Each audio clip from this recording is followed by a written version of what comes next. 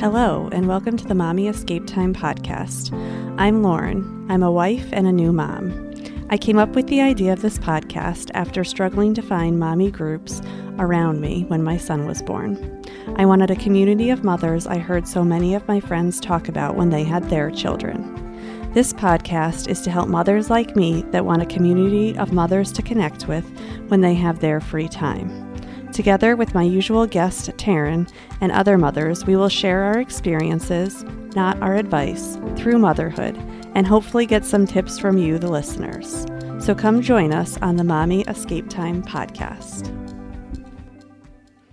Hello, welcome back to the Mommy Escape Time podcast. It's Lauren. I am not here with Taryn today. This is Kristen's part 2 episode to talk about her awareness with colorectal cancer and her new business ventures since she's had to completely shift jobs and start something new in order to help support her family. And the most important part I would say about this is, besides the awareness of colorectal cancer and going to your doctor when you find anything wrong with you, because early detection is always the best, but how to support your own friends when they have to start these new business ventures. Everyone doesn't always have money. Money is typically not some free-flowing thing that parents have. But you can support by liking, sharing what these people are doing, because you don't know which of your friends might be into any of these products or services that Kristen is offering. So please listen and please support Kristen any way you can. If it's liking her page and liking things that she is doing to help support her, every little bit counts. So listen to the next section. Oh, and yes, a bunch of people asked how I knew Kristen, and I never even talked about that once. Kristen and I actually met back in grad school for teaching. I don't know, at least 10 years ago, let's say, but it's more like 15 almost. It can't be 20. Let's say 15 years ago. And we each got teaching jobs after that. And eventually we actually taught at the same school. And so that's how we got to know each other. We don't teach together anymore. We've both actually, she still works at that school, but I have moved on to be closer to my husband. So, that's where we are now. So, and Kristen will actually be a guest again on this podcast. She has, besides surviving cancer, she actually had some other things that she wants to share about some other experiences she's had being a mother. And she's a great talker. So what a perfect job for her to be on a podcast. So anyways, listen to the second part of her story and please go support Kristen. So, hello, Kristen. Thank you for coming back on the show this week. Of course. Thanks, Lauren. So, I'll let you actually recap because it's your story. So, why don't you kind of recap, even though I'm sure everyone listened last week? Yes. So last week we talked about my adventure as a mom that got diagnosed at 33 with young onset colorectal cancer. I had stage 3B rectal cancer and my baby was 2.5 months old. And so we found that tumor after I had had a hemorrhoidectomy and I wasn't healing. Luckily, my doctor pushed for a colonoscopy, which is not something that somebody of my age would typically get. And so through that, they found the tumor. I was able to go through my treatment. That was in March, end of March of last year. And I went through chemo, radiation, surgery, IV chemo. I just had my reversal surgery. I'm cancer-free at this point. And I'm kind of trying to find my new normal. And part of that is figuring out who I am now. You know, I'm a teacher, I'm a mom of 2, I'm a wife, and now I'm a cancer survivor, and I'm working to kind of be an advocate for colorectal cancer awareness, and then also provide for my family. So that's something I'll be talking about today too. All right. So let's start with the awareness part. We talked about in the last episode, or you talked about in the last episode, how colon cancer and colorectal cancer isn't something that we hear a lot about. It's not something that people think about, and it's that like uncomfortable, like Yeah. cringe, oh my gosh, I don't want to talk about this because it's Yes, to embarrassing. have to see these certain words and these symptoms. Yes. And so what's interesting is colorectal cancer, so that's colon cancer and rectal cancer, is the third most common cancer in men and women combined. And actually, 1 in 23 men or women will be diagnosed with colorectal cancer. And so it actually is so much more common than you would think. However, I said in last episode that it's not something I ever really thought about, and I really only equated it with like old men. Right. Because that seemed to be what it was connected with. And colonoscopies, it was like, okay, once you're in your 50s, that's something then you deal with. Like, but it just wasn't something I heard about. But now knowing, having gone through it, there is a huge increase in the number of young people that are being diagnosed with this cancer. And it's scary. And there's not really a reason why out there. There's like speculations. It's not genetic for me. I had all different genetic testing done. So it's something that just happened. And it could be, anything from maybe pesticides. It could be Right. processed food. It could be plastics. I don't really know.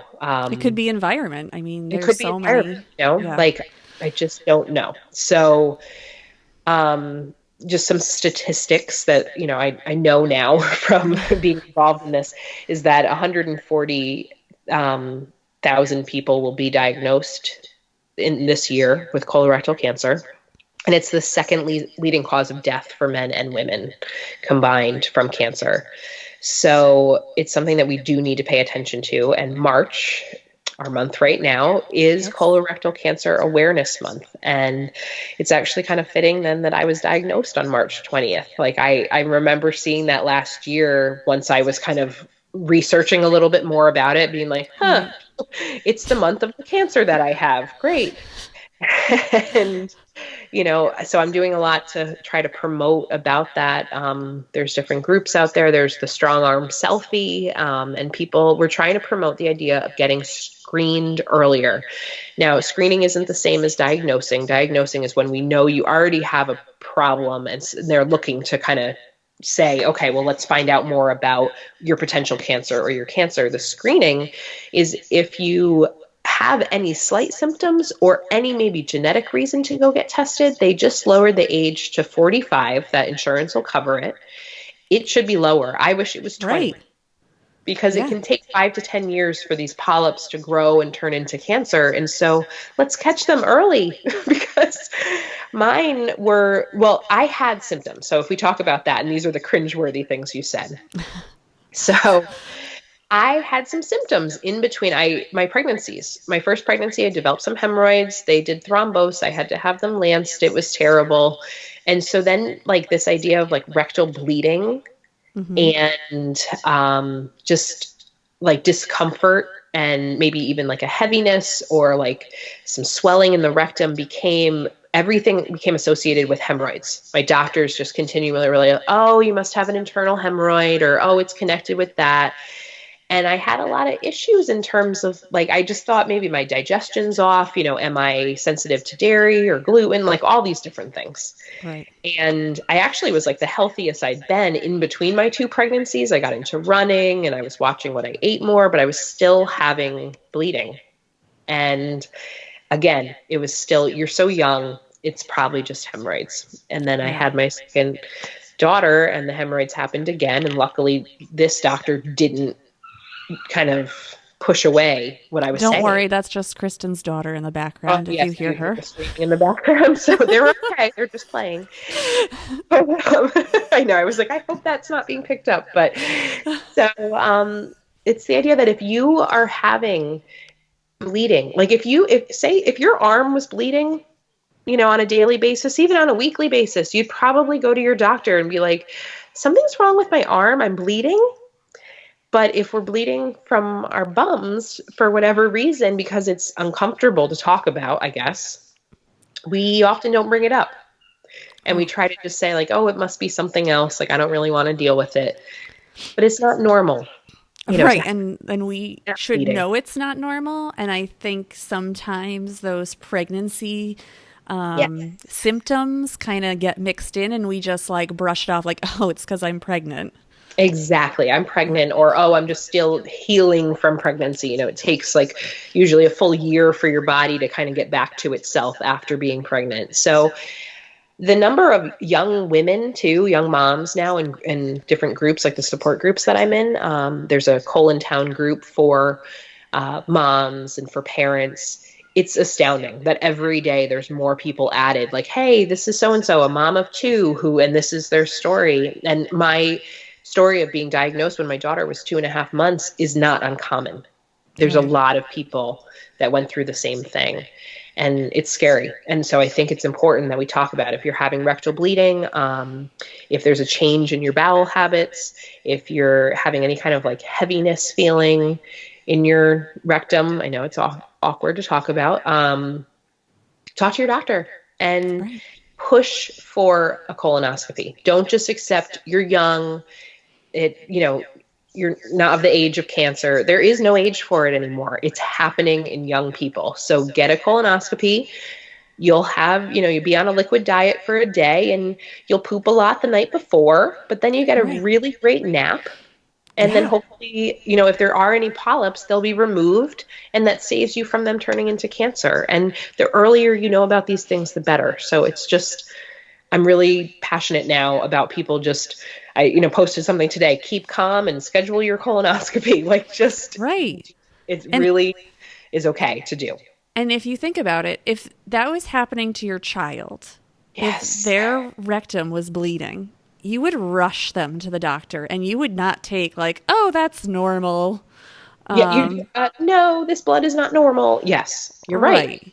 So we have to take a step back and we want to be there to see our children grow up. So we have to do that step, even though it's not fun or it's not comfortable. And let me tell you, it's impossible to make a doctor's appointment and Ugh, schedule it with a kid. And, you exactly. know, There are tons of appointments themselves. Yes. right. Exactly. But you Yeah. just have to, like, say in your mind, I want to be here to see my family. So I have Exactly. to make sure that I am healthy so that I can be with my family. Exactly. And so moms and parents have to take as good care of themselves as they do their children. Right. And I think that's like that becomes we kind of push ourselves to the side and it's just like Yes. let me take care of this little tiny human in front of me. Well, we need to remember that we were people too, just as much as like self-care, and I really believe in, giving yourself a break and remembering who you were pre-children is Right. really important. Same thing goes for your health, and to keep that in the forefront too, because who's going to advocate for yourself but you. Right. So there's my little PSA for that. I know. I'm very big on it because Yes. I didn't have that feeling. I don't want to say I felt invincible before I had my child, but now that he's here, like, I want to live forever with him. I know, Like, right? Your little tiny best friend. right. Like, I can't imagine my life without him. And I want to be there as long as I can. So I try and take that into consideration when I say I can't get to the doctor. Um, I It's mean, like, you can in some way. It may not be right, easy, but we can figure out, like, you can figure out some kind of child care, or you can, drag your child along. You just have to. Like, that's the idea, is right, that if you can't, you think you can't afford the time. Well, you really can't afford it when you're on the other side of things and realizing there's something wrong. So right. it's, best, like, this is the most preventable cancer out there, that you really can stop it in its tracks, and we have to do that. So Speaking of yeah. affordability, Oh yes, good let's talk segue. about you because before you were 30 weeks pregnant or 31 weeks Yes. pregnant when you Yep. found out when you had your first surgery to remove the Yes. hemorrhoids, and you Yes. could not go back to work at 31 weeks pregnant. So unexpectedly, you had Yes. I to went. leave I went on work. leave. You went Yeah. on medical leave before you even had your child. Exactly. So yeah, I started medical leave in November, early November of 2017. And then after I had my baby in January of 2018, I turned to maternity leave.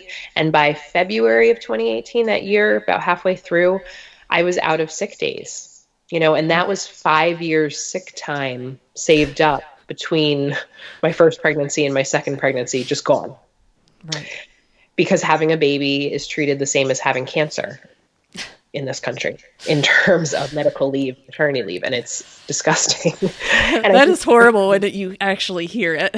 I know exactly when you say it like that, and you're like, oh God, that's how we do treat things. And I mean, I know friends of mine that really don't have any sick leave. Like, and so I was lucky I even had that to be paid initially. Right. But then I got diagnosed. So I was planning to be out for about another month after my pay ran out, and that was going to be a struggle of itself. But it was like, okay, we can handle this. Like we saved, we planned, Right. and then I got diagnosed 2 weeks before I was supposed to go back. And so then suddenly it's like, wait, I'm on leave and I can't, so I was lucky enough, if you want to add luck into this kind of a situation, but that, I have supportive family. I have amazing friends. I have, friends that have supported us and, donated financially. I have people at school and coworkers that are my friends and people that have joined in to do fundraisers for us and helped us along the way, because it's a shock to not only your system and physically and emotionally, but financially, having to not only pay your hospital bills, but then and be down a whole paycheck. We are a 2-income family, truly. And Right. so, and we, relied on it.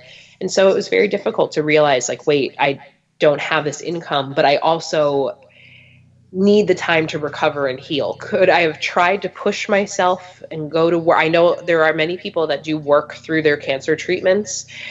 I was not someone that could. And I also think that the type of cancer I had would have made my job very difficult to do in terms of teaching. And Right. to the Where you doctor. go like days, where you go hours without having a break. Exactly. Like it just wasn't going to work in that way. And I was exhausted as you are, it's hard. Like, so I was, I've been able to be home because we have savings and we have some help and stuff. And still we're not in a great financial place. And so I had to kind of figure out some things to create this extra income. And so also, and I miss my job too. Like I'm meant to be a teacher. I miss my students. I miss my coworkers and my craft. And so I started tutoring. I started my own kind of tutoring, virtual web online tutoring using Google Docs, working on people's writing. And so I've worked with everyone from students on research papers and essays, and then people applying to college and their college admissions essays. And then I've worked with a few people I know that are working on actual like books that they're trying to publish or articles that they're putting out there. And so I've been editing and revising, and I created writing support with Mrs. K.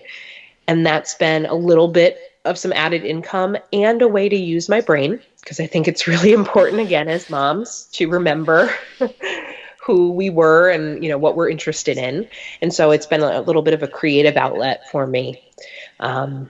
And I had to kind of jump into that. So that's one way I tried to support my family.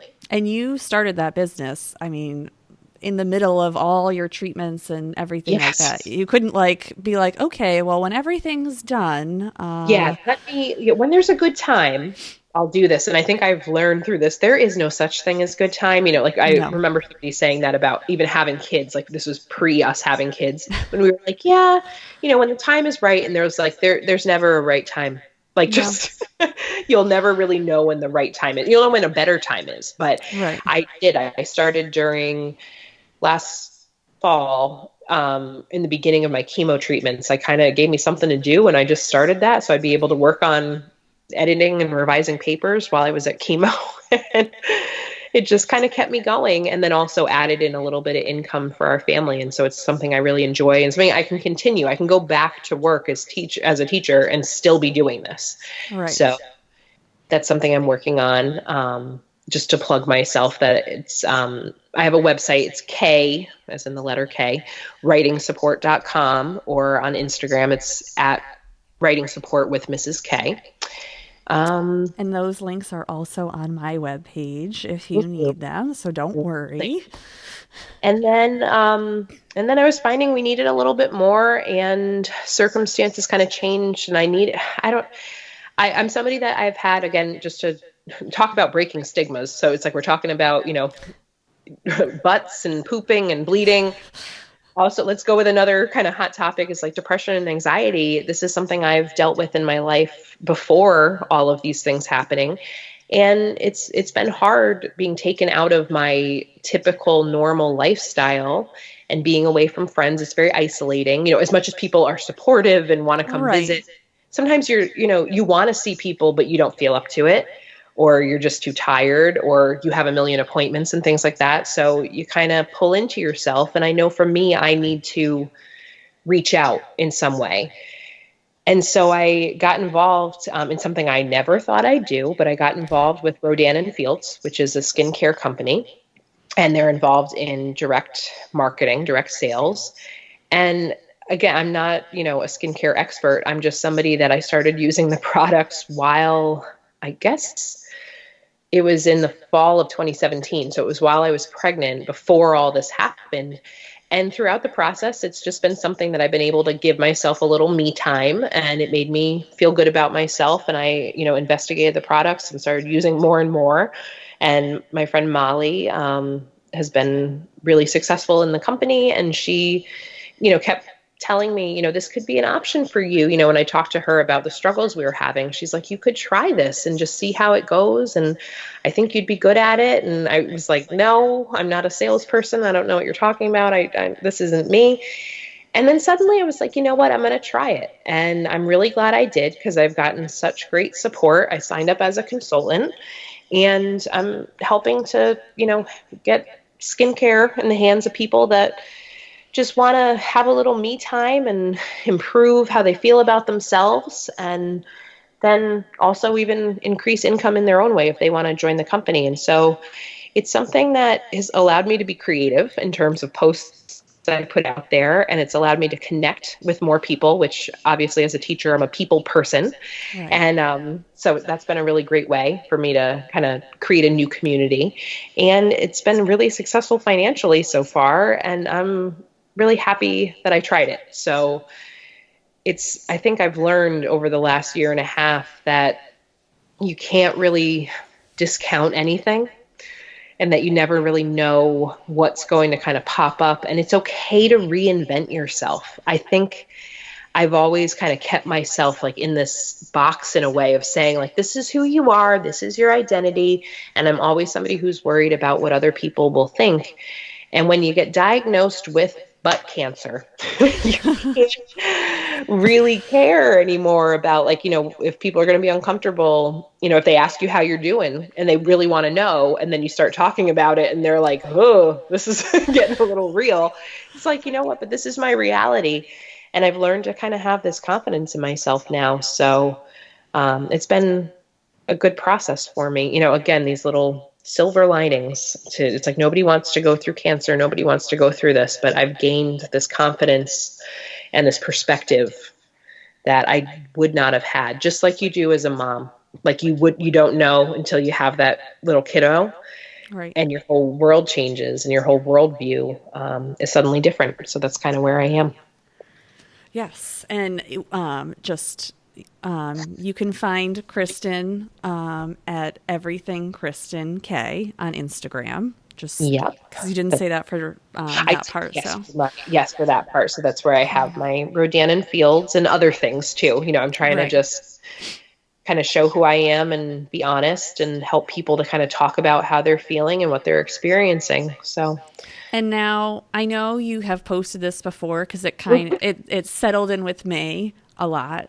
okay. But you talked about something about how to support your friends when they do these types of businesses, Yes. and you can't maybe necessarily afford it.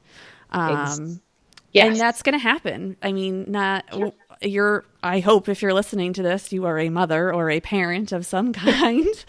That'd be a little crazy. Yeah. If not, Otherwise, I really yeah. want to know why you're listening. But,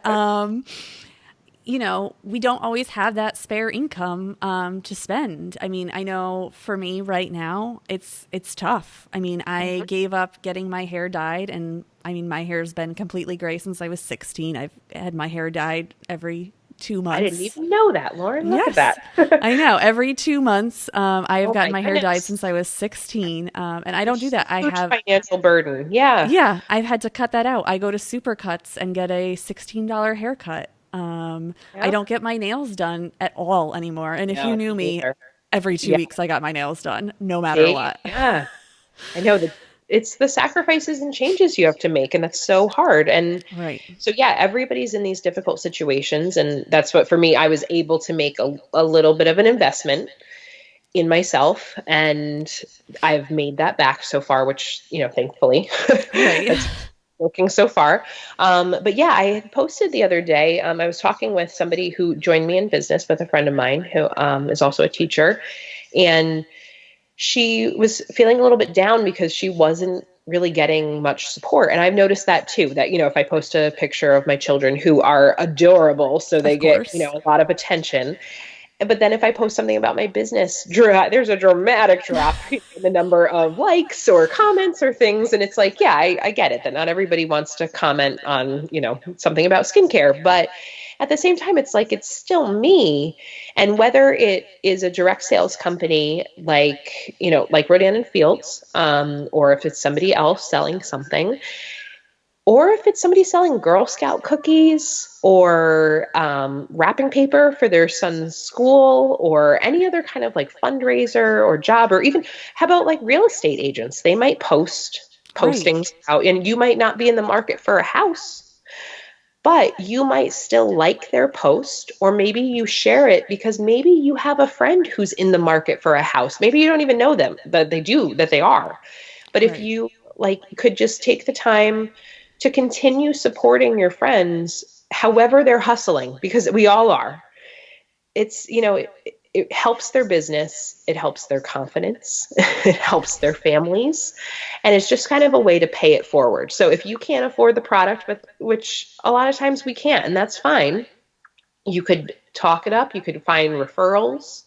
Like I said, you can share, you can still you can comment, and And that's and talking about liking and commenting and sharing, that's 1 second of your day. oh my God, I know. It's one tiny little click that it's all you have to do. And you never know how that then rolls into something else. It plants a seed somewhere else for someone that might be, either in the market for, in my case, skincare, or they're looking for a way to earn some more income for their family, whatever it is. Or if it's my tutoring business, that, yeah, you might not have any writers in your family or any Right. students at the time, but I'm sure you know people that do. And so by sharing that, that might work. And that's actually been a big part of my business, is that I'll get referrals, based on, and these are people across the country that know, they're like, I'm working online with them. And so I think it's just a way of supporting each other. Which at times we can become, like, again, the blessings and curses of social media, that we can sometimes Right. pull away from each other.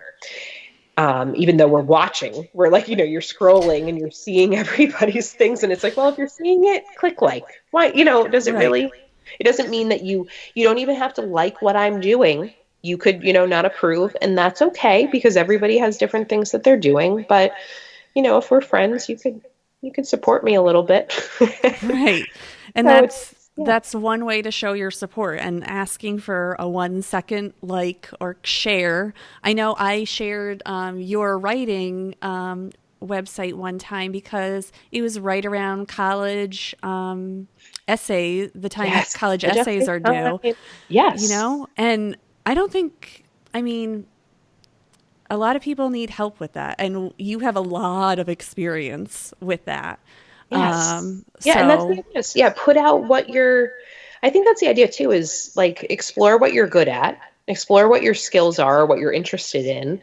And then, I'm an English teacher. Like, I know I can teach about the things that I'm doing, but I don't know how to market or advertise or things like that. And so in our world, the way we can kind of do that is to share and just support each other in whatever we're doing. And I think, that's the biggest thing as parents and moms too. Like, you just want validation, and you just want a little support in life. Like, when somebody right. says, "Oh my God, me too," or "Have you ever been at the grocery store and your child is like flailing?" And it makes the biggest difference when somebody says, like, "I've been there, it gets better." And you're just, Thank you. Thank you, sweet angel, wherever you came from. So we need that support, and I think it extends to all areas of our lives. Yeah, definitely. Any last thoughts that you want to leave us with? So just to circle back around, I think it's become like a little hashtag slogan for me of check your butt.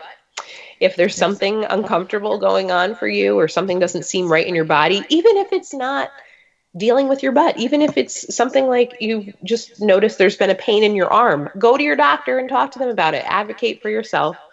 See if there's any kind of screening you could do because you never know what things could be. And, support yourself. Like we're talking about supporting others, support yourself and, work on your health so that you can be here for your kiddos or, your family in the future. And I appreciate Lauren so much. You giving me the opportunity to talk about my story. It helps me. It's, like therapy basically, being able to put it out there, but it's so good to be able to raise awareness and hopefully this resonates with some people and pushes them to take care of themselves. Right. And thinking about it after hearing everything, I think that we either need to do like a 5K, a 10K, or a half marathon when we 10. both are physically able to. And you know what we can do? There's these great things. You can rent a inflatable colon that you can run through. Oh, So, I mean, who doesn't want to do that? So yeah. there are these undie runs that we can do. So I would love to do that, and that would be so fun. So we'll make a mommy escape time like 5K. How great could that be? Oh, yes. I can't even start to run till I think the end of April, but then, That's great. I can't either. So yeah. So stay tuned for the next year when Kristen and I can do this. when we take on running again. I know. All right. So let's remind everyone of how all your websites, how they can follow you. Tell us again. Okay. So to start off with my tutoring business, you can go to kwritingsupport.com, or you can find me on Instagram at writing support with Mrs. K, or to follow my non-tutoring side, which is more just me and also my Rodan and Fields business, is on Instagram is everything Kristen K. That's Kristen and last initial K. And I'm looking forward to connecting with anybody. Just contact me if you want more information. And you can wear blue this month to support colorectal awareness. Thank you. Yes. And all that information is also on the show notes and on my website under the blog section for Kristen's podcast. So if you can't remember all that, it's okay. You can go to mommyescapetime.com and everything will be up there. I will also do a post in Instagram just so you guys can see it there too. So, Kristen, I want to thank you. That was a lot of sharing on your part. You're very brave, I have to say. Thank you. It's a tough thing to share about, but I think the awareness is important. I think a lot of times we get stuck with, at this age, you get this type of test to do this. And we just have to start being aware that, like you said, when I had my broken leg, I didn't just sit at the bottom of my basement stairs like, okay, I'm going to ignore this. Exactly. It's just a scratch. It'll heal. No, yeah, you did something about it. And that's the idea, is to get out there and be proactive for yourself. All right. Well, Kristen, I want to thank you for coming on. And please go over to mommyescapetime.com or Facebook, Instagram to get more information and support Kristen. So thanks, guys. See you next week. Thank you. Bye.